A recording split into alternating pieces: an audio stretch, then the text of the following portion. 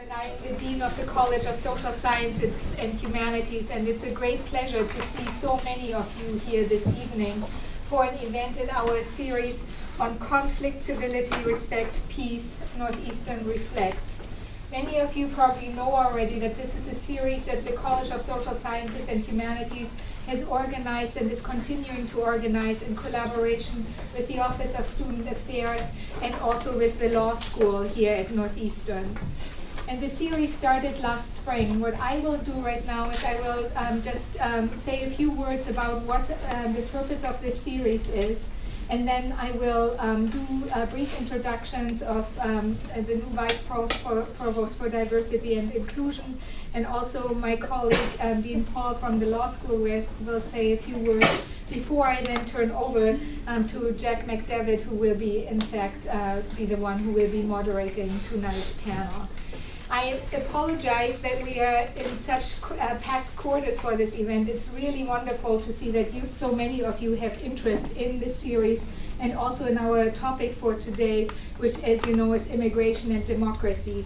I promise you, if you are a bit frustrated about standing room only today, that our next event in the series will be in bigger quarters, so we should be able to accommodate all of you in a better way than we are today. But also at the same time, just know that these are spaces that belong to the College of Social Sciences and Humanities, and I would very much urge you to look out for the varied events that our college, that also the law school, and that of course others on campus are able to put on.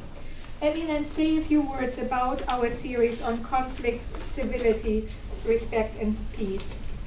Last winter, in a sober and very heartfelt address to our Northeastern community, President Aoun outlined an ambitious agenda for our university. And let me quote him here. As he put it, instead of being a microcosm of society, we need to be a model for society. It is through plurality that we live up to our highest calling, to be a community dedicated to human advancement. And it is in this spirit that we have organized this series, and we continue to be delighted that Michael Dukakis has agreed to be the series host.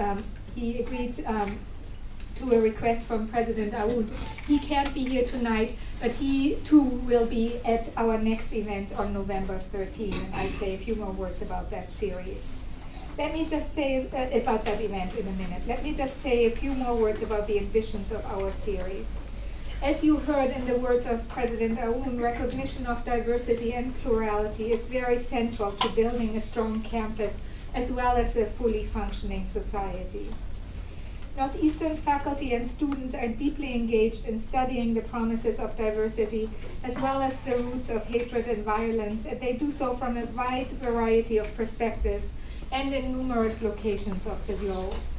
Students and faculty also participate actively in local, national, and international efforts directed at preventing violence, at resolving conflict, at building peace more generally. As members of the Northeastern community, we recognize that our work in the wider world can only be effective if we carefully reflect on our challenges at home. And in fact, valuing diversity and building bridges across our differences are essential for establishing sustainable communities over the long term and for educating global citizens and global leaders. And let me just give you one buzzword that the organizing committee for this series has invented to a certain degree and has used regularly, but a word that I would like you to keep in mind.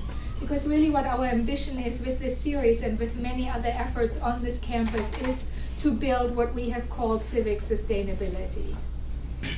It's in this context then that it is my pleasure to introduce our new Vice Provost for Inclusion and Diversity, John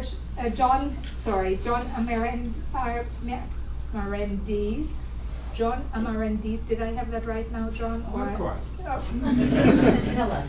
But I would mispronounce yours as well. So Okay, I'm all right. John Armendariz. Armendariz, okay, sorry about that.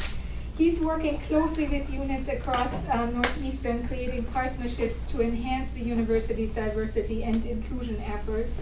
John comes to us from Yale University, where he helped launch Yale's Office of Diversity and Inclusion, and he directed diversity programming there aimed at creating an organizational culture of inclusion.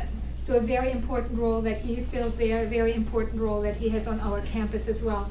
And John, if you can just say a few words about the ambitions that you have in your position for us here on this campus. Thank you.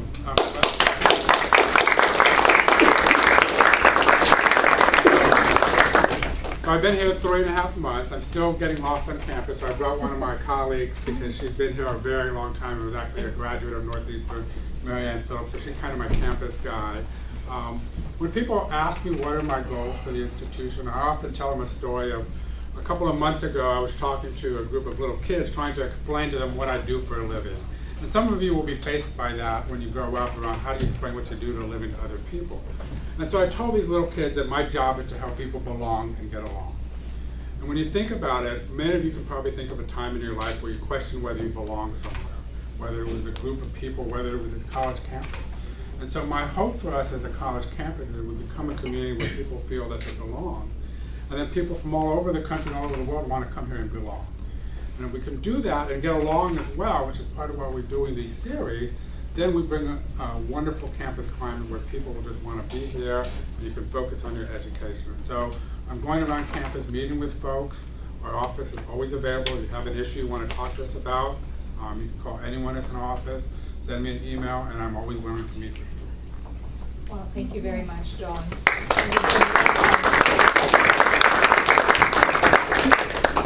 And what you just said, I think, is very much compatible with the definition of civic sustainability that we have used as a working definition: to practice civility while engaging with diverse opinions, to acknowledge past problems, to broaden personal networks, and also to find common ground in social action. And as always, we do this with our particular combination of intellectual rigor and academic research and also experiential learning. So again, it's exciting to see so many of you here today for tonight's conversation on immigration and democracy. Let me at the same time also alert you to our next event on November 13th, when we will have a panel of experts with Northeastern connections who were all very much involved in the cases or in commenting on the cases that led to the legalization of gay marriage, first in this state 10 years ago. So what is very lucky about our next panel is that it in fact will be a celebration of the Goodrich case 10 years after Goodrich in Massachusetts, and that those experts who will be talking were also involved in the more recent DOMA cases that was decided by the Supreme Court, or in commenting on those matters. So a very exciting panel. Everybody again, and that is part of our series, has connections directly with Northeastern, from the Chief Justice of the Supreme Judicial Court to faculty from our law school to faculty from our College of Social Sciences and Humanities.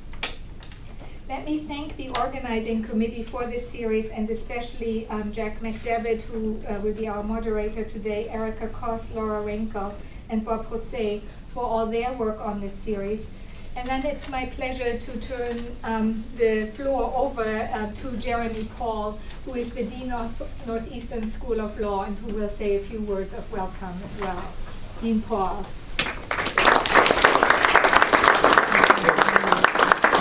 Thank you very much, Dean Program. I promised a very few words because I know you came to hear this very exciting program. So basically, the law school is extremely proud to be the co-sponsor of this series.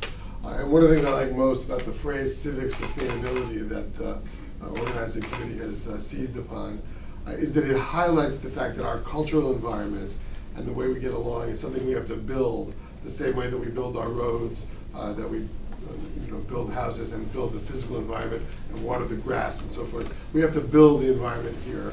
And one of the things I like about this whole series is that it comes up with this whole series of ways. That's what law school is about. That's why we have a law school and craft laws that will allow us all to use the Vice Provost's phrase, have us get along. And I think that's a wonderful thing. It's a great thing for the law school to be located in such a vibrant interdisciplinary campus. And we hope the law school adds to your experience here as well. Now this topic, right, you couldn't have a topic more closely linked to the idea of civic sustainability and the idea of who gets the vote, who counts, how do we build a community. And so I'm very looking forward to hearing the speakers on that front. And so thank you all for being here. And I look forward to a good show. So thank you.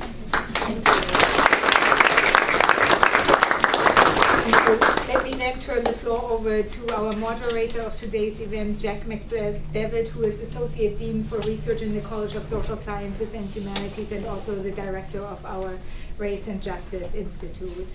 Jack, thank you. Thanks, Dean Borger. Well, again, thank you all for coming. I think that one of the things we're proud of these kind of sessions is it's not just a series of incredibly talented experts who have lots of information they can share with us, but we try to construct them as a conversation. So we try to ask you to get your questions, to have a conversation with our speakers. You don't have this kind of expertise that you can draw on all that often. So this is an opportunity to have that kind of conversation, and we're looking forward to that tonight. We're not going to do formal introductions because they're in your brochure, but we have three people here who've all looked at the immigration question from a variety of different perspectives, and they're really going to help us frame the overall question. I think when we thought about this session, one of the things we kept saying was, you know, there's so much misinformation, myths, inaccuracies out there that are framing this debate around immigration. And one side will use a story about a particular case and then draw it into a large conclusion that isn't supported by the rest of the facts. We don't seem to hear a lot of reasoned conversation about what is the strengths of immigration, what are the challenges that it brings with us. We have people on the panel tonight that can help us get there. That can help us sort of say, here's what we know in the debate, here's the questions that we still have to answer, and it's not going to break back down into a political finger pointing that all too often happens as we do immigration in the public policy realm. So I think that that's important. So think about that as your questions, the things that you've been wondering about immigration, and you have the resources here to talk about that. What we're going to do is each speaker is going to speak briefly, 10 or 12 minutes, something like that, to give you a little summary of where they come at this issue from. And I think that then we're going to engage in our conversation. So I think that's important, sort of, again, holding that format that we've had in other ones and been successful. We're going to start with Professor Serena Parekh, and she's going to talk about, from a philosophical point of view, what are the ethical and moral obligations we have towards immigrants? As a society, what are our obligations? How should we think about that? Much broader perspective than you see in some of the policy debates. And then we're going to turn to Professor Rachel Rosenbloom from the law school, who's done a lot of work on immigration law and on deportations. She's going to give us a little bit of a legal perspective and talk about the deportation system that exists in the United States and how it's functioning or not as we start to go through that. And then our final speaker will be Professor Ramiro Martinez, and from the School of Criminology and Criminal Justice. And he's going to talk to us a little bit about his work that sort of looks at one of the biggest myths is the relationship between immigration and crime. And Dr. Martinez has done some of the best work in the country on trying to say, all right, is there a relationship? And if there is, what does it look like? So we have different perspectives. We can look at it from a broad philosophical, and then a legal approach, and then all the way down to a sort of what's the impact on society approach. So I think we have some really good perspectives here. So at that point, Serena. Thanks very much, Jack. Thanks to everyone who's here, especially everyone who's sort of standing around the periphery at the end of the long day of classes. It's really great to have everyone here. As Jack mentioned, my research focuses very broadly on the question of what we owe to people who are not our fellow citizens. And when we apply this question to immigration, it becomes a question of what, if anything, we owe to people who might be living in our country legally or illegally.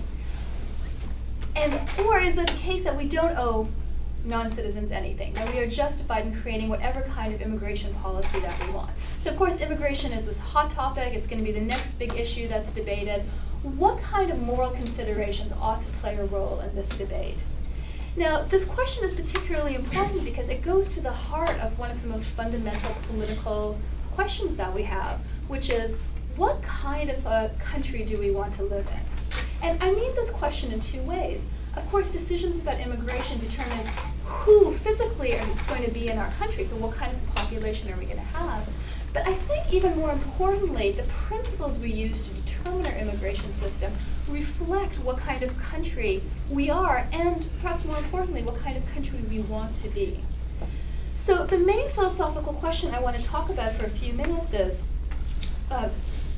when designing an immigration policy, what moral obligations do we have, if any, to take into account the effects of our policies on non-citizens living within our country? In particular, illegal aliens, as they're sometimes referred, undocumented people, or people without status, without legal status. Let me start with three very short stories of immigrants to sharpen the question about moral obligations. The first is a story about Marie and Mark.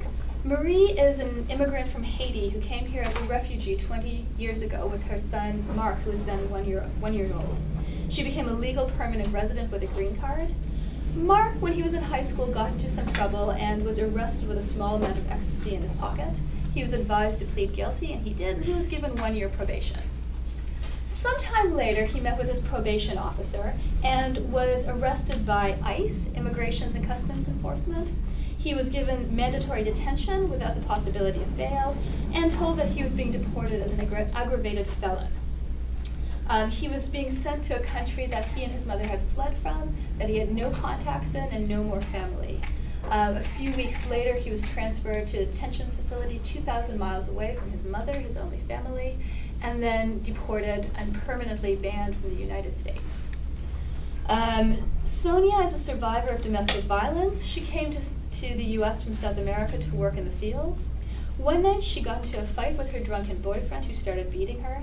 A neighbor called the police, and both she and her boyfriend were arrested. Since she didn't speak English, she couldn't explain her side of the story.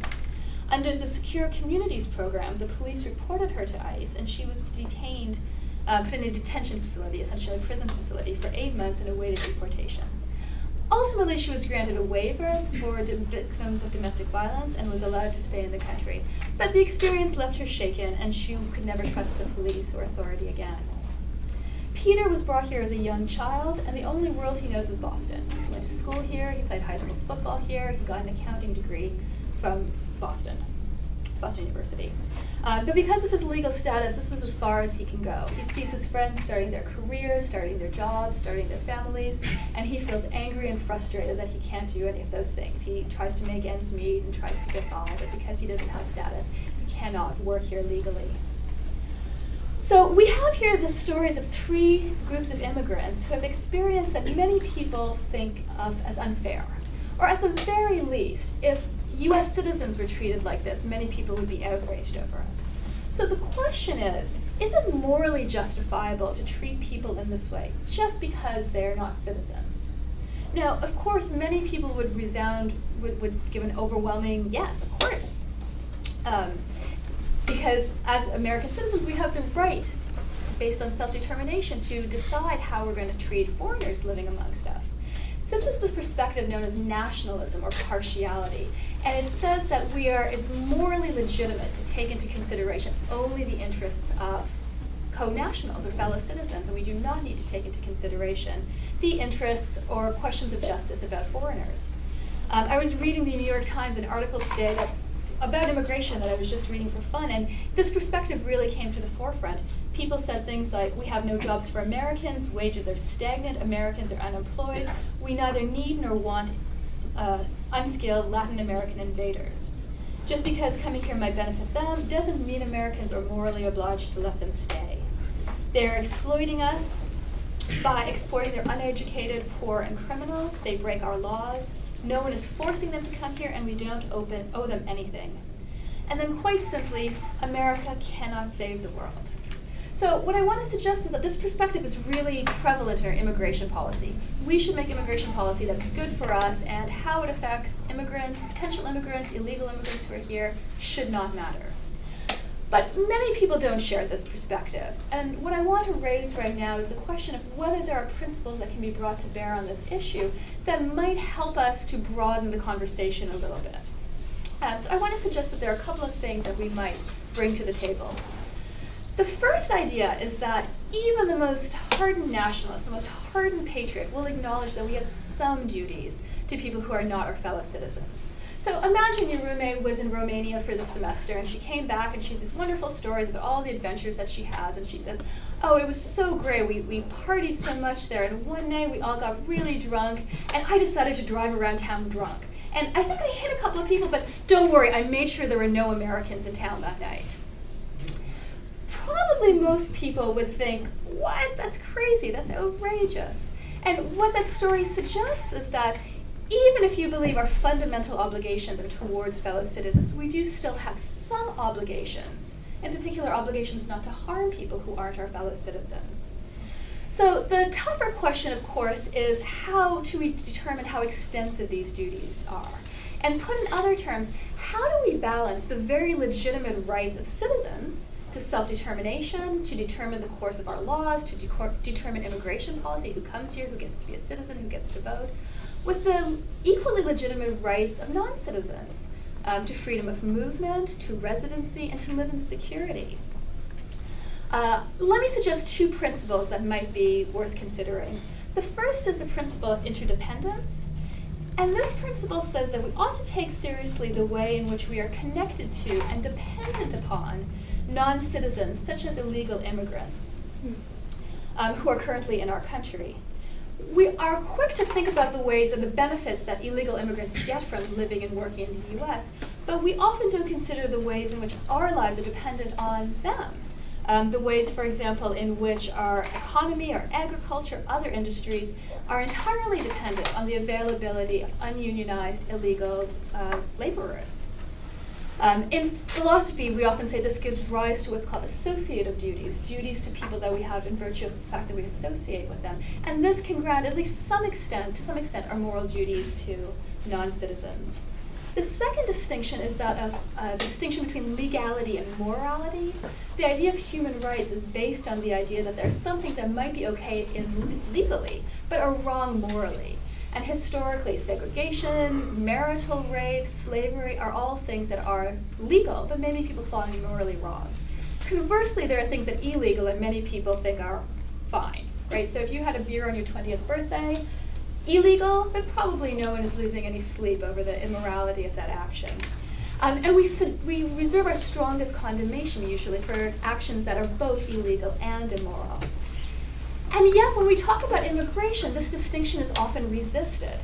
The slogan that's really popular with some politicians, what part of illegal don't you understand, is so effective precisely because it glosses over this moral dimension and makes us think of people purely in terms of their legality. And forget that immigrants, however they come here, are morally complex and agents. Take, for example, the Salvadorian mother who wrote, "The law says that a person who crosses the border is a criminal. It's more criminal to let your children starve to death. If I lose my life, at least I wanted to try rather than let my children die of hunger." And I think this principle is so strong precisely because it resonates with many people. Even the really conservative politician Marco Rubio has said he would have probably done the same if he was in this position. So this principle allows us to resist the temptation of reducing illegal immigrants to merely their legal status and reminds us that they are, in fact, people with families, with agency, with life plans, and strong moral reasons for doing what they did. So to conclude, I want to suggest that it is possible to create a just immigration policy, one that protects the right of Americans to make a kind of policy that works for Americans in terms of the economy, in terms of politics, but also is not blind to the demands of justice. So let me return to the stories that I began with. And I want to suggest that the conceptual distinctions that I alluded to above between legality and morality and between associative duties and interdependence can help us to understand what's gone wrong in those situations. That punishment should be proportionate to the crime, regardless of legal status, that no resident should live in fear of authority, and that no child should be punished for a crime he didn't commit, seem to be principles that transcend parties, that transcend political sides. all these principles can and should be part of a just immigration policy. And I think they can be without reducing the sovereignty of the United States to make an immigration policy that does all the things that an immigration policy should do. So in short, we can make an immigration policy that works for us, I think, but that is still sensitive to the demands of justice. And ultimately, I think this is the kind of policy that would support the kind of country that many people would like to live in. Thank you.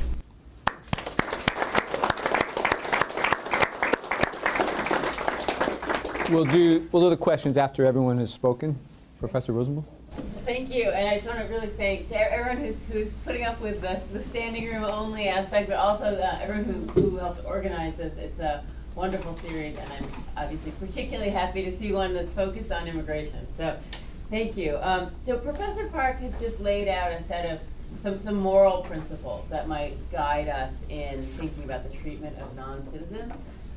And so while we're still in that kind of aspirational mode of thinking about how things should be, I just want to very briefly mention a project that came out of the law school here a couple of years ago. Professor Hope Lewis and I convened an amazing group of experts from the fields of human rights and immigrant rights, and out of those meetings came something called the Boston Principles on the Economic, Social, and Cultural Rights of Non-Citizens. Which also lays out, although more in legal terms and in moral terms, drawing on international law in considerable detail, a number of principles for the treatment of non-citizens. And if you Google Boston Principles, it's the first thing that will come up. You'll see a lot about the project. It was done through the Program on Human Rights and the Global Economy at the law school, and it'll just give you a sense of one of the many things that are going on here at Northeastern on these issues. So that's all in the realm, as I said, of what should happen. I'm going to switch gears here and talk about what's actually happening, because that tends to be my focus, and my work is on the immigration enforcement system. So, meaning most of the deportation and detention system. That system is built on one central principle that looks very different from the principles we just heard about here.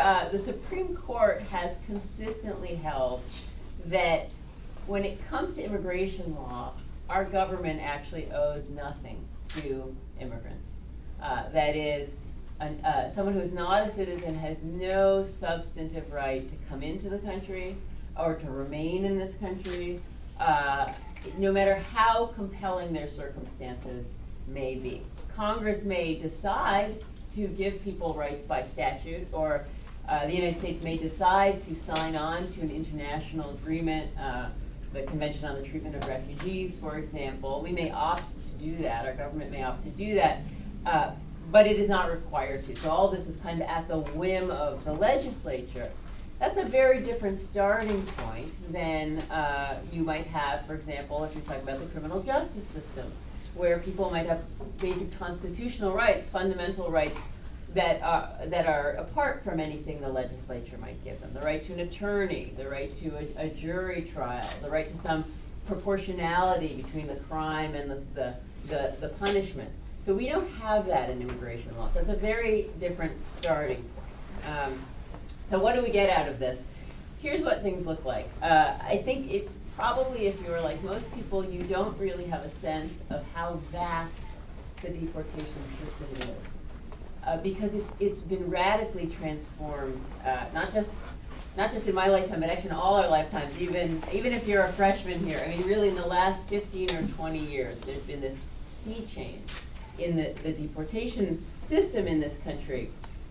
So I want to just kind of give you a little context here and talk to you a bit about where deportation came from and what it looks like now. This country started deporting people in 1892. So not that long ago. We've had about 120 years of deportation in this country. And it started pretty slowly, a few thousand people a year. If I drew you a graph of, if I had a PowerPoint up here, which I don't, basically you would see a slow, very slow, steady climb up through the most of the 20th century. Starting with a few thousand, by the 1970s and 80s, you maybe have 40 or 50,000 people being deported a year. But it's a pretty flat line.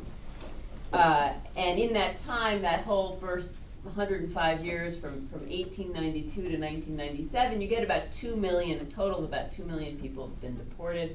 which seems like a big number, but it's spread out over many years, so really averaging less than 20,000 per year.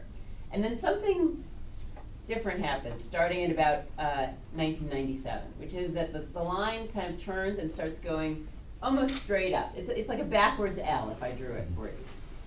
What happened was that in 1996, Congress passed two very significant immigration laws that really transformed the deportation system and broadened the number of people, the types of people who were subject to deportation. And at the same time, starting in the late 90s and then certainly accelerating after September 11th, you had just massive increases in federal funding. So at this point,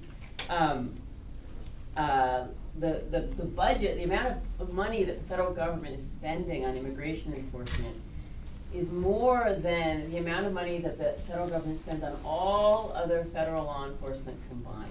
So you take the budget of the FBI, the Drug Enforcement Agency, alcohol, tobacco, and firearms, the U.S. Marshal Service, the Secret Service. If you look back in the mid-'80s, immigration was maybe a quarter of that total. It is now far more than the total of all other federal law enforcement. It dwarfs all other federal law enforcement agencies.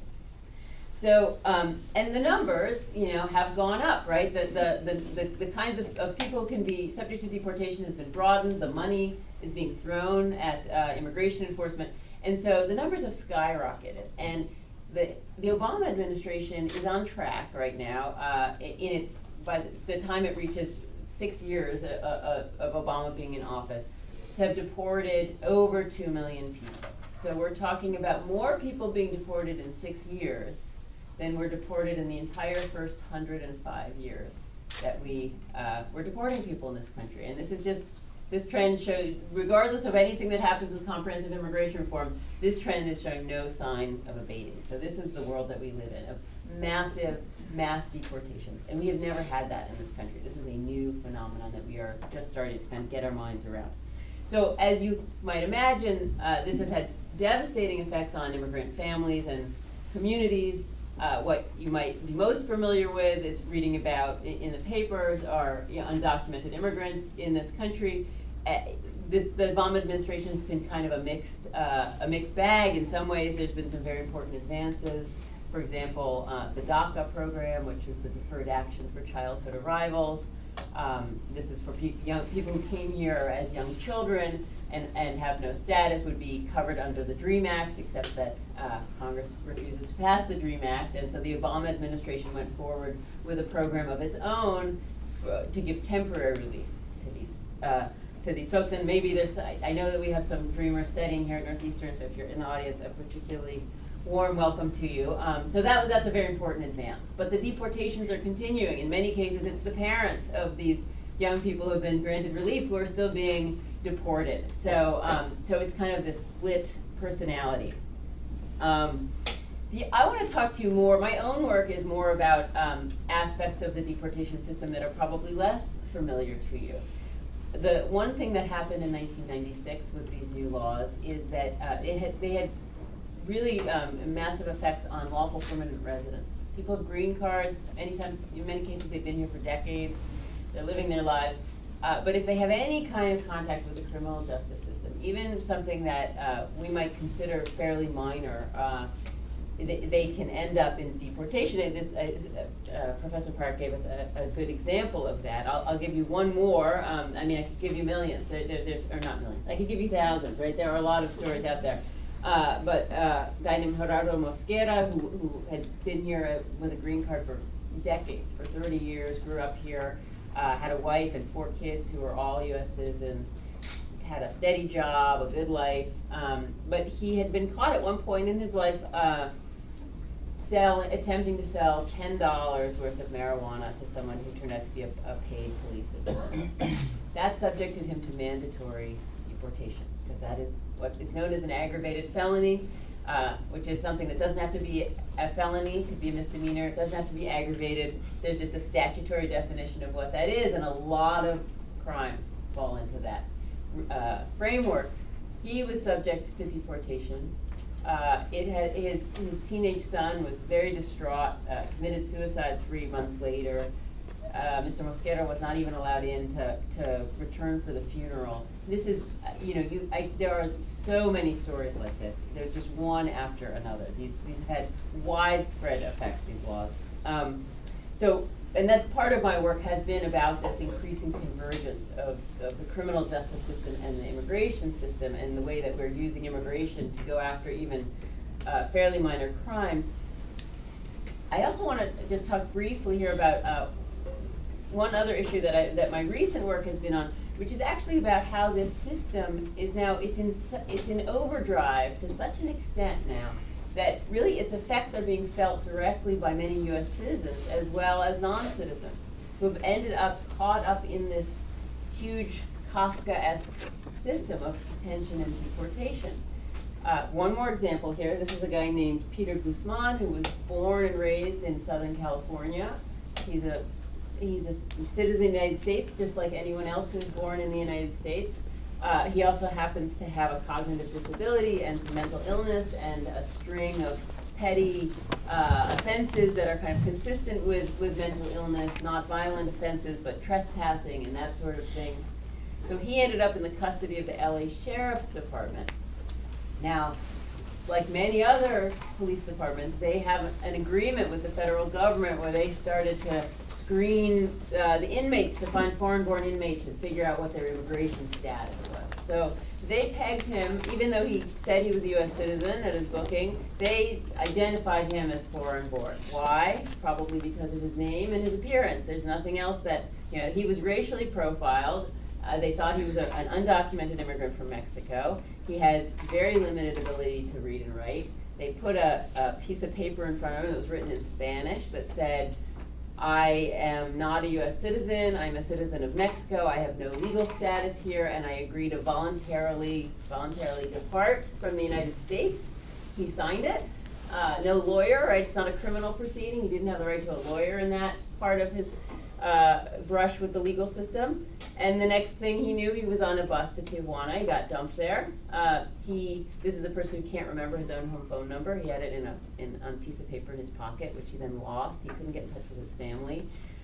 They were looking for him everywhere for months. He was wandering around eating out of garbage cans. He came to the border several times. They wouldn't let him back in. He finally, the irony is the only way he got back in is that his name popped up on a list when he came to the border because there was a warrant out for him because he hadn't showed up at his probation. And at a probation meeting, and so they took him into criminal custody. And once he was in the criminal system, his name had been all over the papers. He got quickly identified, but the immigration system couldn't deal with him at all. So I think I want to end on this note, on thinking about what the significance of that case might be. And I think what the aim of my recent scholarship has been to challenge this notion that when we talk about immigration enforcement, that we are actually talking about non-citizens. I think we're actually talking about all of us, and we're talking about the society that we live in. In a recent Supreme Court decision, Justice Kennedy wrote that immigration shapes the destiny of the nation. So I just want to tweak that a little and say that immigration policy and immigration enforcement also shapes the destiny of the nation. And whether it's through kind of thinking about this through interdependence, about all the mixed status families and the effect of a deportation on all the U.S. citizens who may be connected to that person, or whether we think about the direct effects on U.S. citizens of this system gone wild without any constitutional constraints. I think we should begin to think when we talk about immigration, to talk about it as something that affects all of us and not something that affects a discrete group of people. Thank you very much. And now we'll turn to Professor Martinez. Okay. Thank you for coming. I think this is the first time I've been in a classroom this large where everybody's awake. My students are, some of them, I'm just kidding, of course.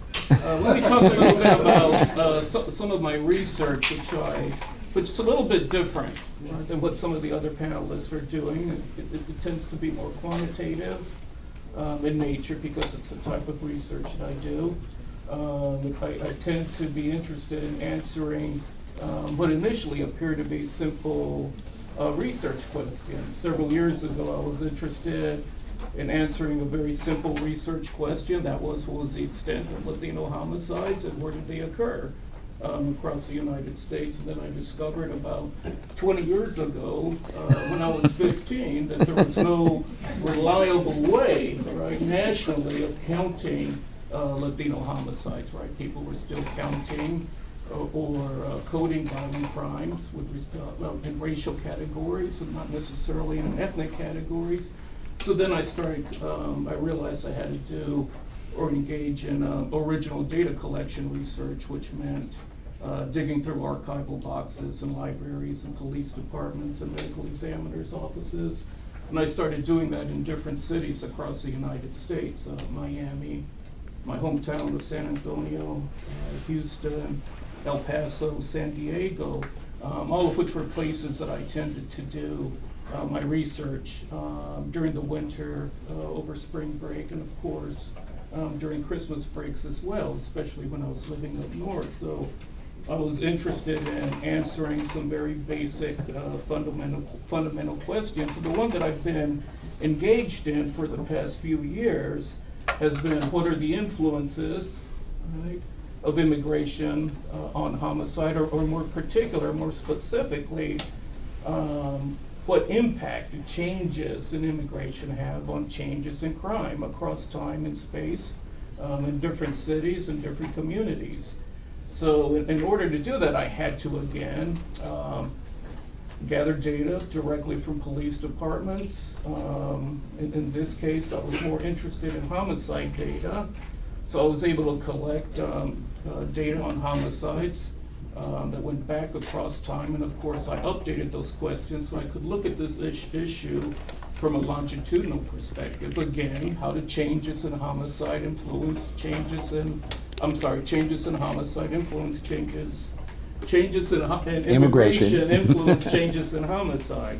And of course I was interested now with respect to the immigration debate to take another step and look at variation in types of homicide, especially with respect to drug, gang, robbery, and of course drug-related homicides, and look at more minor types of offenses, in this case drug arrests. And one of the other questions I was interested in doing, moving beyond the community level, but also focusing on at the city and national level, is what impact does immigration have on racial and ethnic variations in crime. Latinos are much more likely to be influenced by immigration than any other racial or ethnic group in the United States. Right? They have a much higher level of residents, right? Individuals, communities that are more likely to have a higher proportion of foreign-born or immigrants than blacks or whites in the United States. You see that at the community level, you see that at the individual level. Whatever the research question that you're interested in looking at with respect to racial or ethnic disparities in crimes, Latinos are much more likely to be influenced by homicide than any other group in the United States. And I was interested in looking at or answering another research question: how does immigrant disparities in crime vary? How does that change relative to other native-born groups in the United States, which again required me to collect original data. So that's what I do in a nutshell. I do this by focusing on, of course, on where Latinos are concentrated. Despite, as we all know, that there's been a wide movement of immigrants and Latinos across the United States, the Latino population is still focused, right? It's still concentrated in the southwestern United States.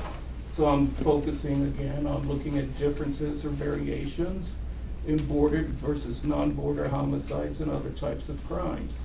And it's the same research issue. I look at this at the macro level, I look at it at the community level, I look at it, of course, at the national level, and again, I'm always interested in answering very specific fundamental research questions with respect to immigration and crime. I do this because, of course, I think it's important.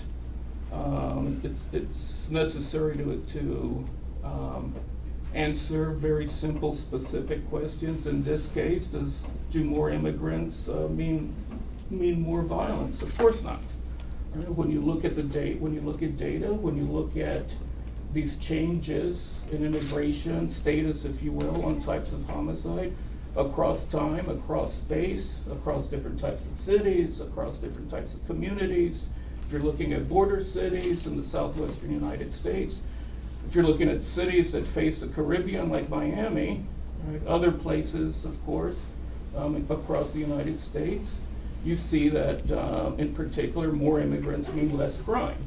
Right? More immigrants mean less types of homicide, more immigrants, meaning more immigrant communities, mean less types of other types of violent crimes, including robbery-related homicides, aggravated assaults, domestic violence, drug-related homicides, robbery-related homicides, right? And of course, other types of minor offenses, including drug arrests.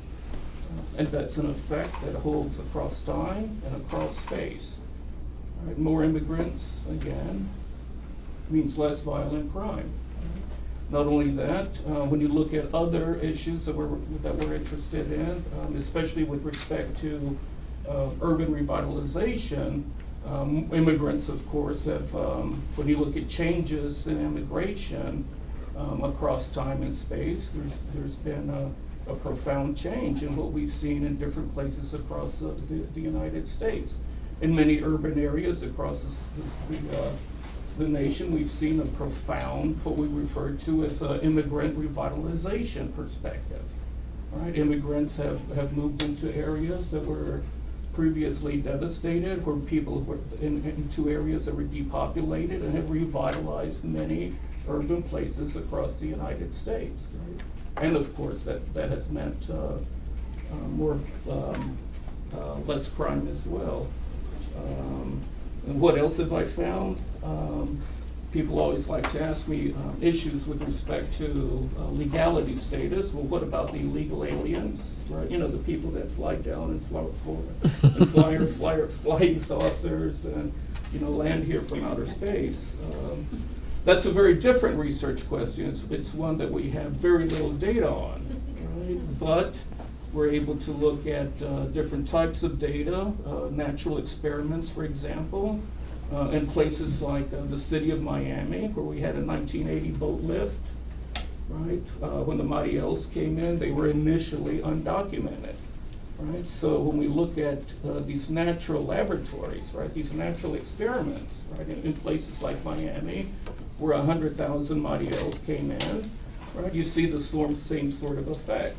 Right, that over time in the city of Miami, right, Mariels, not only the Mariels, but also the Haitians, right, their levels of homicide have declined across time. Right?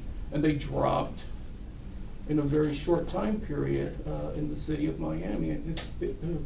In fact, by 1990, the Mariel homicide rate and the Haitian homicide rate was roughly equal to that of the non-Latino white rate. Right? So over a very short time period, even though there was a great deal of disruption, right, in this one particular place that was hit hard by this very large and significant number of undocumented immigrants, you still did not see, you know, the deleterious effect of immigration that most people suspected that there were.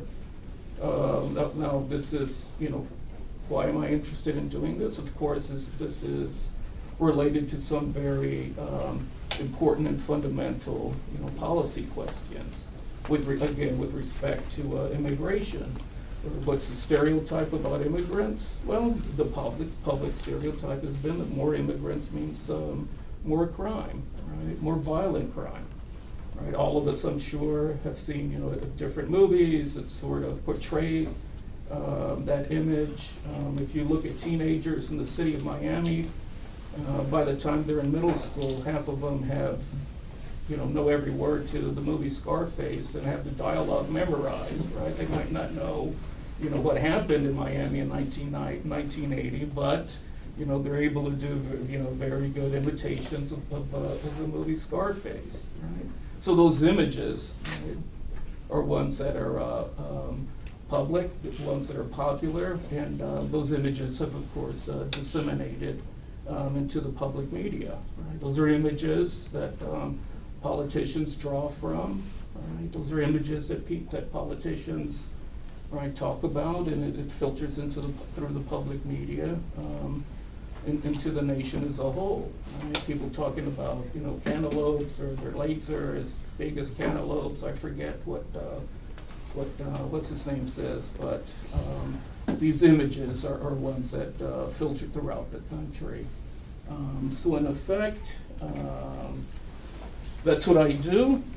I answer very simple research questions. It just takes me a long time to do it, because for some reason I'm moving a little bit slower than I used to 15 years ago. I guess that holds for all of us except Jack at 7 in the morning. But anyway, so that's that's the type of research agenda that I engage in. That's one that I've been doing for a couple of years now, and that's something that I'll be talking about more in the future. Thank you.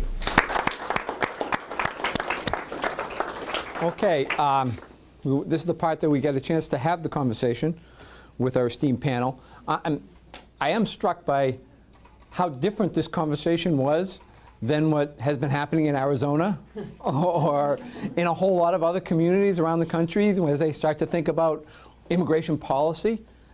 A lot of these kind of points aren't brought up, and I'm struck by how helpful it would be if they were in those debates. But okay, I'm opening it up. Go right ahead, sir. I have a question for Dr. Martinez. When you say that the data has shown that immigrants, like areas with more immigrants, have shown lower crime, has that sort of corresponded? I mean, how about places where there are not that many immigrants? Have they also shown a drop in crime? Right. Yeah, I really, I'll tell you the truth. I look at where immigrants and crime are concentrated, right? Because I'm interested in urban communities, right? So there might be places where there's a very low immigrant population, and there might be some sort of effect on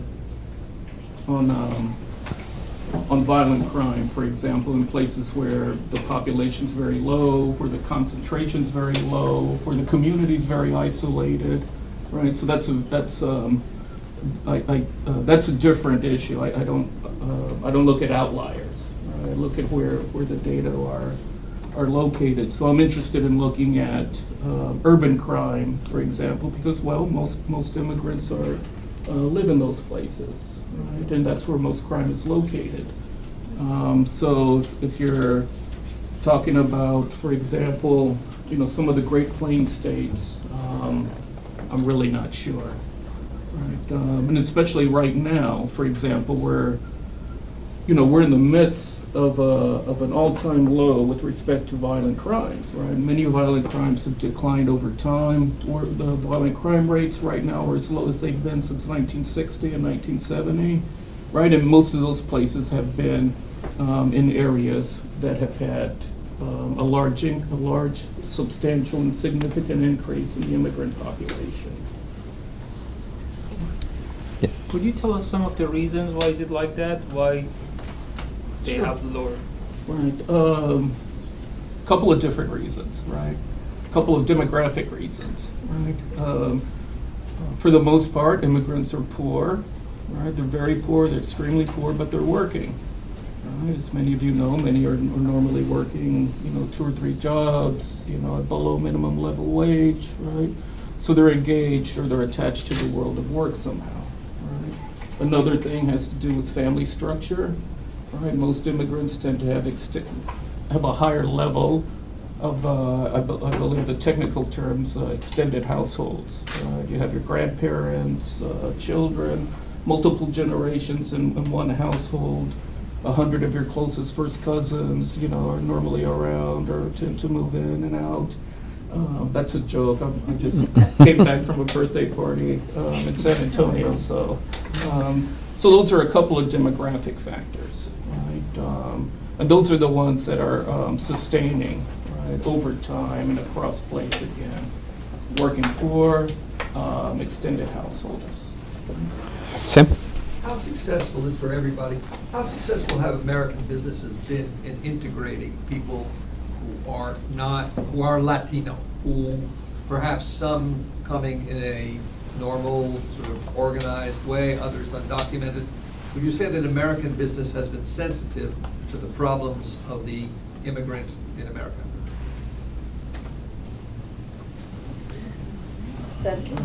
It raises, I mean, you know, one thing that happened over as immigration enforcement has ramped up over the first part of that was in 1986 with all the employer sanctions trying to make sure that undocumented immigrants didn't work. So what your question, I think, encompasses a broad range of issues. If we're talking about, I don't think I'm probably the right person to answer the question of how documented, how lawful, authorized Latino workers are being integrated into the workplace, but I do know a fair amount about how undocumented workers are faring in the workplace. And in fact, you know, we have millions of undocumented workers in the workplace, and they're a particularly vulnerable group because in the courts, in trying to balance labor protections on the one hand, which protect all workers regardless of status, and then the immigration imperatives on the other hand to try to keep undocumented workers out of the workplace, have kind of leaned towards enforcing the immigration side of that and have cut back on some of the labor protection, which means that although I'm sure there's many businesses that are trying their best to treat everyone well, it's a particularly vulnerable workforce, and so you get huge problems in the workplace of people being very vulnerable to, you know, it's a very flexible workforce that's not going to complain about health and safety violations and that sort of thing, so you get rampant abuses. Thank you. And you start to, another piece of it is, some communities have started to say, you know, we need the immigrant population to be the kind of community we want. And so you started to have communities that have stepped forward. Dayton, Ohio has a policy, a pro-immigrant policy, that says come to Dayton. The police won't arrest you, our employers will employ you, you know, they've tried to recruit that. So unfortunately, that's by no means the standard. But you know, you see the sanctuary cities out there, you see different places where people have started to say, this is the kind of community we want to have our children grow up in, but we need to send that message out to the community. Susanna? Yeah, what do you think, and this is for you, Serena, but also Rachel, what do you think happens when this sort of security industrial complex and this ramping up meets substantive immigration reform? I mean, we're talking about something incommensurable in some ways, aren't we? I mean, they're not, how do these two languages and these two discourses meet when one, particularly when one is become, you know, such, in many ways, such invisible funding, and so implicated in a kind of security state? Let me just explain that phrase, security industrial complex, for students who might not be familiar with it. This is the idea that the prison system in the United States is generated in a large part, or is encouraged by the revenue that's generated from building prisons. So prisons are extraordinarily lucrative for the private companies that build them, and they work. There seems to be a correlation between the profit, the ability of the industries to make profit from prisons, and the increase in incarceration. And you can sort of track these trends, and it's referred to as the prison industrial complex because it's an industry, sort of building prisons and finding ways to put people in prison for small crimes for long periods without proportionality. So it's not hopeful, you know, because it seems like a great group to fill in if there's reform in law, as there's you know, potentially going to be. Immigrants would be a great group to fill in those empty spaces. But I guess this is why I'm hopeful that the real, you know, undercurrent of immigration reform would be this ethical demand that we treat human beings in our midst as human beings. You know, I mean, of course it's very ideal, and you know, my students, and I talked about this today, a way these ideals in theory and ideals in practice work together. But you know, you have things like sanctuary cities. You have these groups of people who are determined, who are these movements in the U.S. For not just for, you know, legal technical reform, but to insist that there's a larger ethical way of treating people. That I think is the only chance, but you're absolutely right to point out the confluence of these two trends that don't go well together. But Right. Rachel probably knows Yeah, more. well, no, I think that I absolutely echo that, and I also would just add to that. So there's the profit motive, right? There's a very strong lobbying effort by the private prisons. That they've been, I mean, this, and you know, everything else is being cut back in government. There's no cutbacks on immigration enforcement, not even in the shutdown. This is still going on. I mean, this is the place where the money is flowing, right? So. And it's not just private prisons, it's also county jails. So there are a lot of counties across the United States that have balanced their books for the first time in years because they have federal contracts to house immigration detainees. And so they politically, those are very powerful issues at those local levels as well. They depend on that revenue stream. So there's a lot of things in place that are going to, you know, mitigate against any cutbacks on enforcement. But I think that politically, when comprehensive immigration reform comes up in Congress, not that it's going anywhere at the moment, it seems to be stalled, but you know, it's not an either or. So that it's actually a both. So the trade-off is always, when there's a political compromise, is some sort of legalization program and increased enforcement. It's not, we'll have a legalization program, we'll have less enforcement. It's, they both go up at once. So I think, although we see them as being in conflict, I think politically they often are actually go together. Just a little side point about this question about the infrastructure for the prisons and things like that. Just so a lot of people know, immigration violations are not criminal violations. They're actually civil violations, civil infractions. Yet they're still detaining non-criminal immigration violators in a criminal system, in the jails.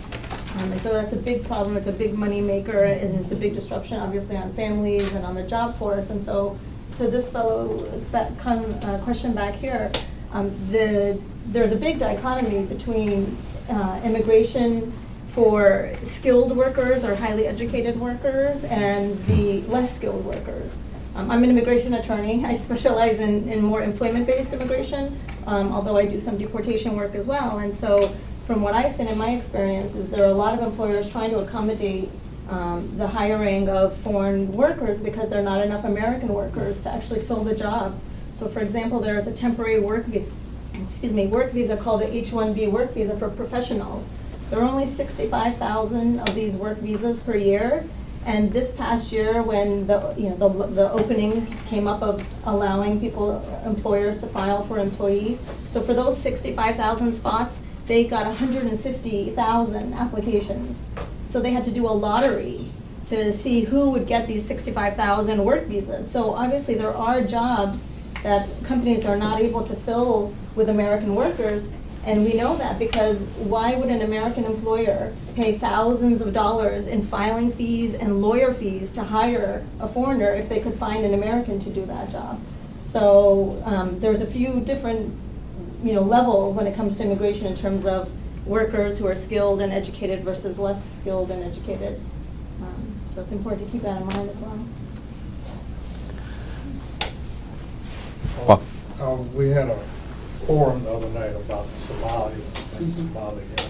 So my question is, where do immigrants from Africa and Afro immigrants from the Caribbean fit into the picture that you're sketching? Most of the questions and most of the discussion thus far has focused on Latinos and most of the cases, stories. Right.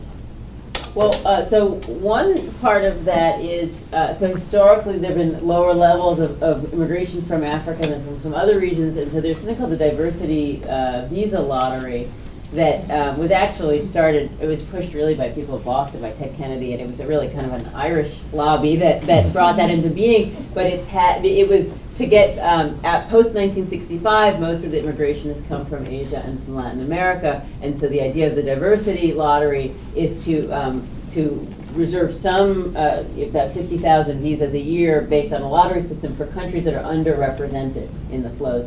And so those have gone somewhat to Europe, but actually a lot of to Africa as well, and that is a very vulnerable program that a lot of the proposed reform, comprehensive immigration reforms, would actually take away that program. So that's one thing. And I think when you talk about the convergence of the criminal justice system and the immigration system, what you see is that all of the kind of racial profiling and the racial sort of inequities of the criminal justice system are now getting echoed in the immigration system. So who's getting stopped by the police, right? Who's getting who's getting arrested, out of proportion to the number of crimes they're actually committing, right? You could look at drug use among white young people and black young people, and who's getting arrested, right? And so when you have immigrants from Africa or from the Caribbean, they're getting arrested, they're getting stopped and frisked, they're getting arrested at much higher rates. And so when that system is feeding into the immigration system, it's kind of amplifying those effects as well. And Haiti, of course, is the exception to that, because of course we have a lot of immigrants coming from Haiti. The work I do other times is on refugees, and we tend to get a lot of there are a lot of people in refugee camps in Africa who apply through the UN High Commissioner for Refugees for places, for some of the few thousand spots we have for refugees. So that's one way that African immigration is influential in the U.S. But again, the trends are very different depending on the country of origin. Lori? Ms. Rosenbloom, could you talk more about the factors that created the L-graph deportation? Why are we throwing such a disproportionate amount of funding into throwing people out of the country when there are many things we need to spend money on? What feeds that? Who is advantaged by it? Why at that moment?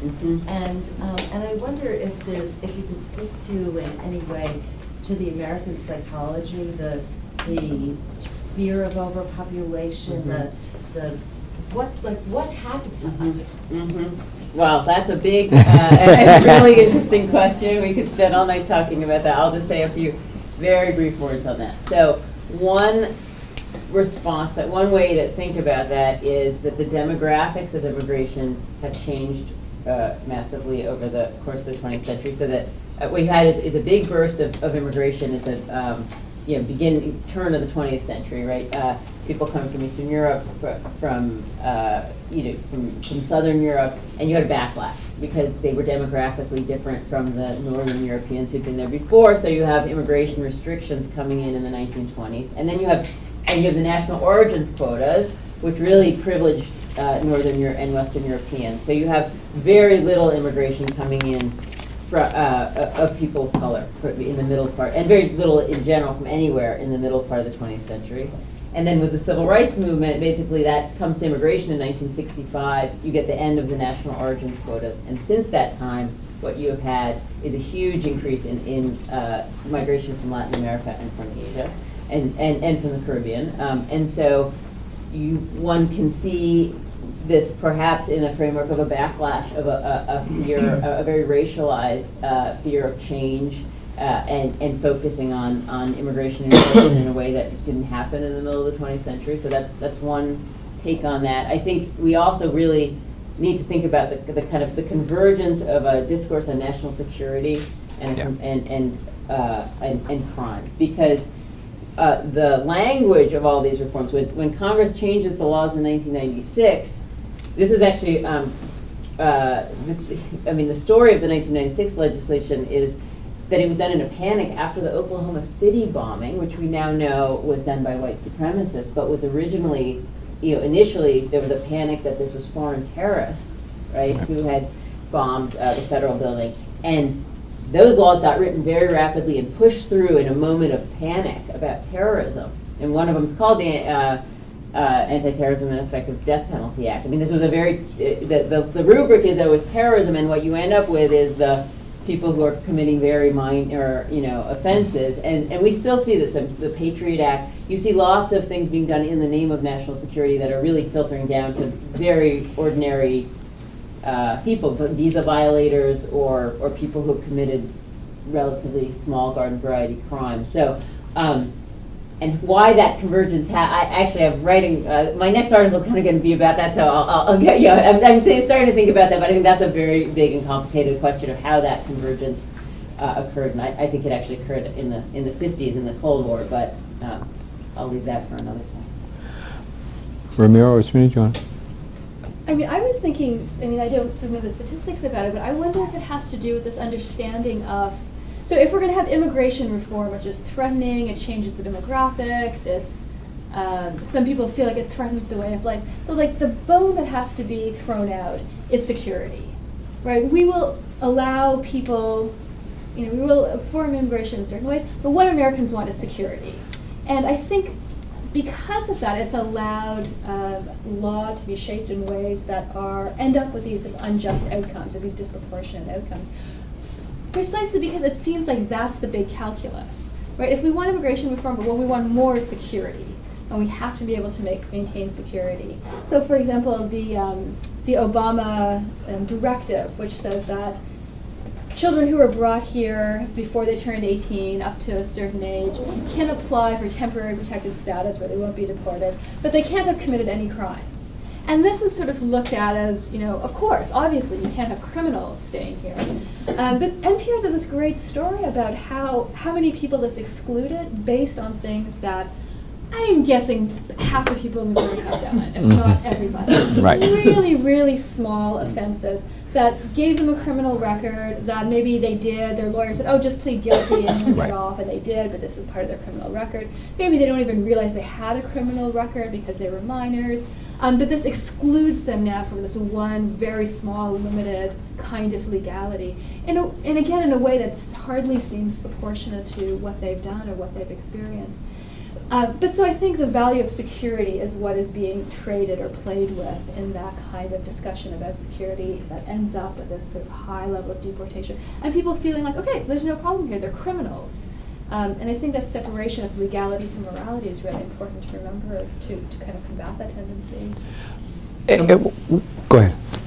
I'm not sure if this answers your question, right? But the growth in the Latino population, right? Half of it's due to immigration, the other half is due to fertility, right? Especially among the native-born, has created a lot of concern among some segment of the population, right?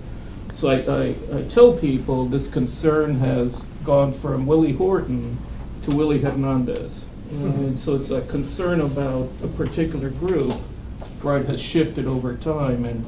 And with Latinos, you see that in part, focusing on immigration related issues, because this is a population that's hit hardest, right, by that type of, it's not the only group, right, but it's hit hardest by those types of issues and other groups. I'm struck a little bit by the beginning, the way you started, Serena, and Rachel, you spoke about it too, is that one of the things that doesn't happen in this conversation is you personalize the people who are going through it, the people who are being deported, the people who are coming in and getting themselves, arrested. As our police forces in urban centers look to concentrate on who they're going to get into small altercations with, that becomes an arrest, that becomes part of your record. And I guess I'm wondering if we can move the policy discussion a little bit by personalizing the experiences of the individuals who've come to this country or are trying to come to this country. Have you seen that be something that's effective in any way, or are there ways that that's starting to change people's minds? I have mixed feelings about that, because if you remember the congressional testimony about the DREAM Act, they were so moving. If you watch it on YouTube, you'll be moved to tears by the incredible stories that these children have gone through and how much they just want to be like everybody else. But yet that, it had some effect, but not enough in a certain way. Because I think when there's people dig in their heels in a certain way, that it doesn't matter how much you confront them with reality and the difference. So I want to think that can do it, and it certainly can for people who are open to considering issues in different ways. Yeah, I think it can. It's certainly something we try to do all the time. I do think, there's this telling the stories, but there's also people's own experiences. And one of the most hopeful things that I've read in the last 5 or 10 years was an article in the New York Times maybe 6 or 7 years ago that was, I haven't seen more on this, I've been very curious, but it was talking about the different attitudes, the generation gap on immigration. First I thought, uh-oh, usually that's kind of going the wrong direction. It was actually, what it was saying was that young people who are growing up in the United States you know, you look in our public schools, I mean, they're full of immigrants. These, people are growing up, they know people are immigrants, they know people, they don't know what status they are, they don't care what status they are. This is and that much of this backlash is a backlash of an older generation that was not used to this wave of immigration and pushed back against it. But that people, that young people grow up today are, I think that this really gets to your issue of legality versus morality, and have none of those, aren't overlaying this "you're illegal" kind of discourse onto this group of people, and that was kind of very hopeful to me. Exactly. Bob? Was there not a point at which immigration laws got liberalized in the United States, particularly one point was 1956, another was 1965. 1965, yeah. And I know a historian colleague from University of Maryland, Baltimore County, who might be characterized as conservative, but he's not crazy. And he argued that the year after the passage of the Civil Rights Act of 1965 was not the best year in which to liberalize immigration laws. How would that apply? Not the best year in what sense? Because he's saying that we're opening up and we have yet to deal with the economic plight of our native-born descendants of In slavery. terms of competition for jobs for low-wage workers. Yeah. Those, I think, are some of the most complex issues that arise. I mean, when I think about, there has been a lot of research showing that immigrants, even low-wage immigrants, generate a lot of jobs and have revitalized a lot of communities and brought in small businesses and stuff. And so that it's not always as much of a kind of taking jobs away. But I mean, what makes immigrants, undocumented immigrants, such an inviting workforce is their vulnerability under the law. So there's also a lot of arguments that if we were to, that the incentive to hire immigrants as opposed to native-born workers would really sort of evaporate if in fact the labor rights of those undocumented immigrants were being fully enforced. And so that it's a lot more than just immigration. There's a whole legal system that kind of, to the extent that immigrants are a favored workforce, there's a whole legal system that supports that doesn't have to be there. But I think those are complicated issues. The person who made that argument was Hugh Davis Graham. I'll look it up, yeah. Go right ahead. I read an article over the summer in Wall Street Journal about berry farmers in California having a hard time finding illegal immigrants, even though they budgeted for paying penalty fees for the immigration because they wanted to continue hiring, but because of the enforcement going so hard on them, they were having a hard time, and they started hiring co-op students and opening, working with international, which is very interesting. Universities, agriculture departments, and they're trying to create programs. I'm like, this is really weird and strange, and it also starts up this question in me saying, if there's such a need in hiring low-skilled workers, why is the government not doing something which would integrate those illegal immigrants in it? I know there was a temporary worker program, but in that same article they were saying, just similar to the H-1B program, there were so many requirements and minimum wage requirements the farmers didn't want to deal with, so they were actually willing to hire them illegally and budget for that $40,000 yearly penalty fee instead of going through the legal way of doing it. So why doesn't the government make things easier for people? That's the question everybody wants to know. I think immigration laws just seems to benefit nobody right now. But because it does benefit, but that's the point, isn't it? It's just what you were saying, right? It does benefit, it benefits an industry that can hire exploitable workers. Right. Because they have no recourse.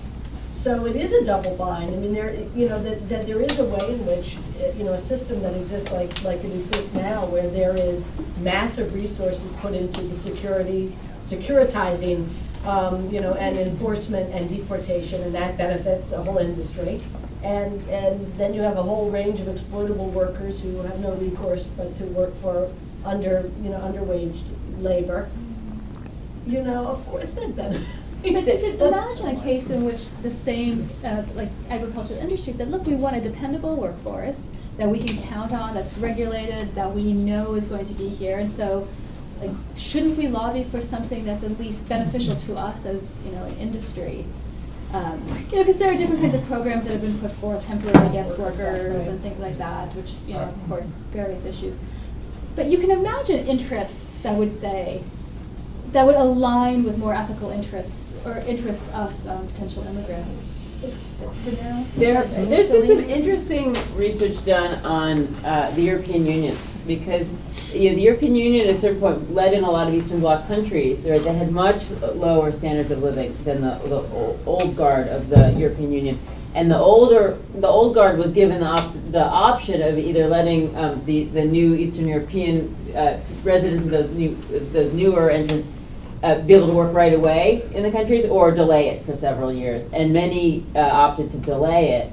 But the UK said, no, let everyone come right away. And in fact, the disparity between the UK and Poland, the wage differential is more than the wage differential between the US and Mexico. I mean, everyone always says, you can't open up the border. They'd just be opening up the floodgates. You could never do this. But it's actually a somewhat comparable situation. And so there way more people came than anyone was expecting, but the sky did not fall. And there's been some interesting research about what happened and who, some people did get displaced from jobs, but not in the long term. And it certainly, and most people who came left after, they came for temporarily worked and came back, which was the traditional model actually of what used to happen when the border was more open. So what's happened over the last 30 years, right, is that we've frozen people in or out on that border, and the cost of crossing that border have become very great, so no one just kind of goes back and forth anymore. You come and you bring your whole family and you stay, or you come and you form a family here and you stay. And so then we have this deportation system that then trying to get people to leave. The more traditional model was to have a more open border in which the labor kind of flowed seasonally across that border. I don't want to romanticize that. There was a lot of exploitation that happened then too, but in many ways, it answered some of these questions. I think we're going to just do one or two more questions, and then there'll be a reception afterwards, and we can continue this conversation in an informal way. You talked about the deportation ratio, the high deportation ratio, and the security issue that we have in the United States. Did that deportation legislation really lead to more secure United States, or? I'm guessing the answer is